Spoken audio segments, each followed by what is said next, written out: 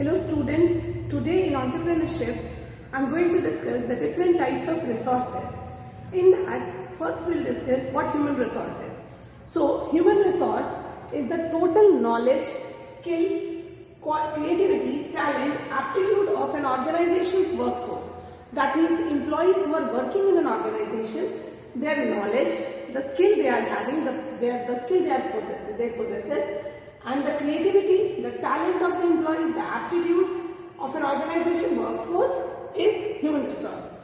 Apart from this, there are other things also like the values, attitude and benefit of an individual involved. Whatever attitude, values and the benefit an individual has, this also comes under human resource.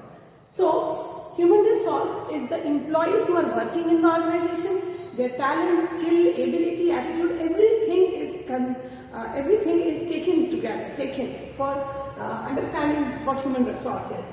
Now there are different factors which are to be considered for building efficient human resource. Actually, human resource is considered with procurement of employees or procurement of a workforce at the right time, and efficient utilization of it. Now for efficient human resource procurement utilization, there are three factors which are to be considered. First is what kind of people are needed in the organization. We have to consider the kind of people, like it depends upon the skill, the knowledge, the qualification and the experience of the employees.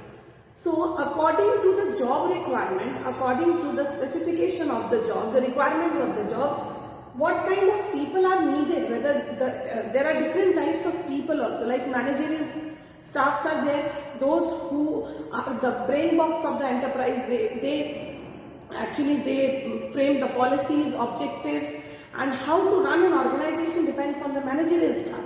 The second kind of staff is non-managerial, or you can call it the worker group, those who convert the raw materials into finished goods. They are the actual workforce who are putting effort to create finished products. Then we have trained technical manpower. Means these are the people who are really trained and very technical. So after that, administrative, they are the staff which support these managerial staff, professionals and other people in the organization. They are the administrative manpower. Then some professionals are also recruited in an organization like chartered accountants, lawyers. So these are professional experts. So what kind of people are actually needed to perform the job of the organization, that we have to consider. Then there are three levels in an organization, like top level, middle level, lower level. So top level comprises of the president, the CEO, that is chief executive officer, then the board of directors, managing committee. So these are all the top management. Then we have the middle level management. Middle level management comprises of, or it consists of all the departmental heads like production head, marketing head, operational head, then other human resource development head. So it consists of heads of all the departments, that is the middle level. And then we have the lower level. Lower level means the supervisors, the foremen, the worker, these are the people who are actually working in the plant, they are involved in conversion of raw material into finished product. So these are the three levels of employees, or three levels of human resource.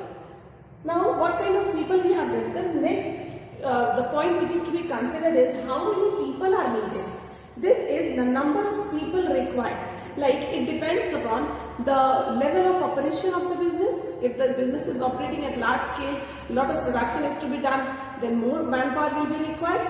Then it depends upon the level of absenteeism also. Like how many employees regularly remain absent every day. On an average, what is the absenteeism rate? So that we have to also consider. Then the labor turnover. Turnover means a change in the labor force. Many people, they leave an organization and then join the other organization. So this is people leaving the organization. So that rate also is to be considered.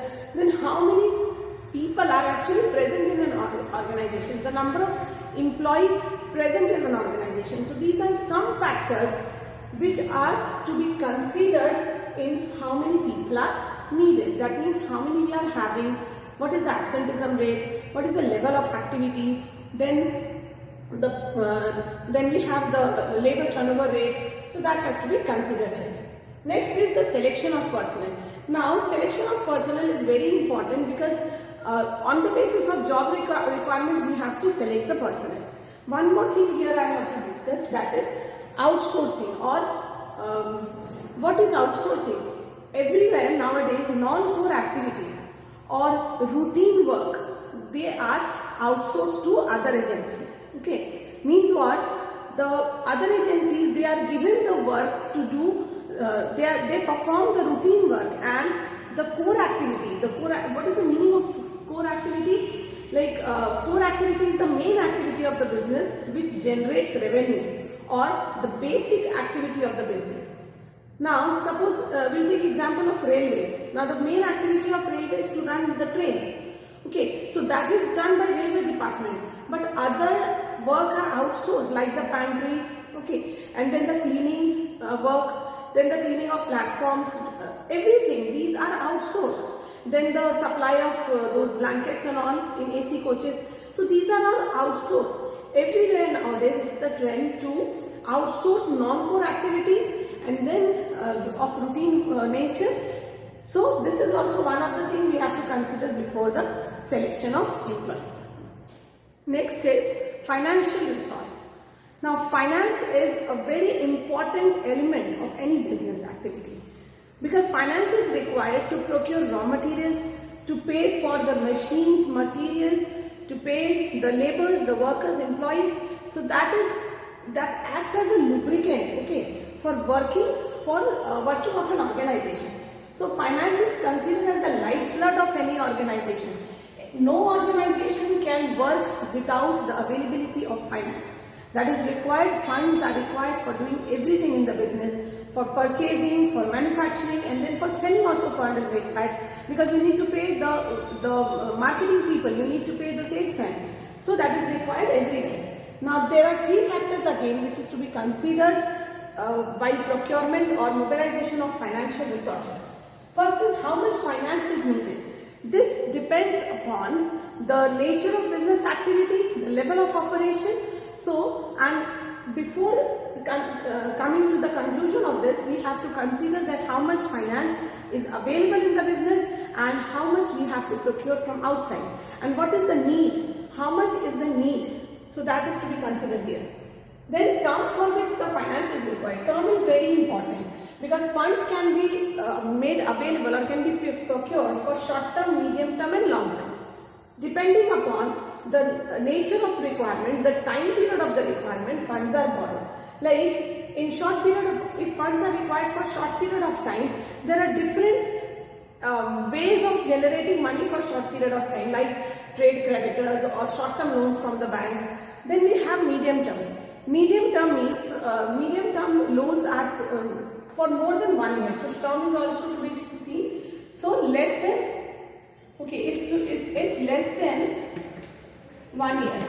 Okay, and medium term is 1 year to 5 years. And then we have 1 year to less than 5 years, and long term is more than 5 years. So the term is to be considered before borrowing the money or arranging for the funds. Next is the sources of generating fund. Now here you have seen how much fund is required. Then we have seen the term period for which fund is required, whether it is required for less than 1 year or 1 to 5 years or more than 5 years. Okay, 5 years and above. So that term is to be determined. Then what are the sources of generating finance? There are two sources, owner's fund and borrowed fund. Owner's fund means the funds can be arranged from by issuing shares in the market. Shares can be equity or preference shares. So if the company is generating money by issuing shares in the market, that is owner's fund. Okay, and then one more thing is retained earning. Retained earning is that part of profit which is not distributed as dividend to the shareholders, but that is retained in the business for further growth.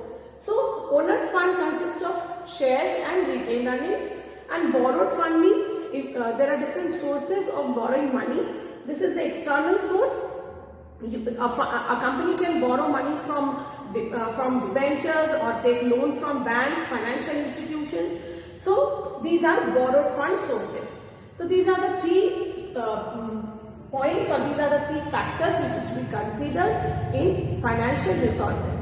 In the next video, we'll discuss in deep about finance, business finance, its sources and financial planning.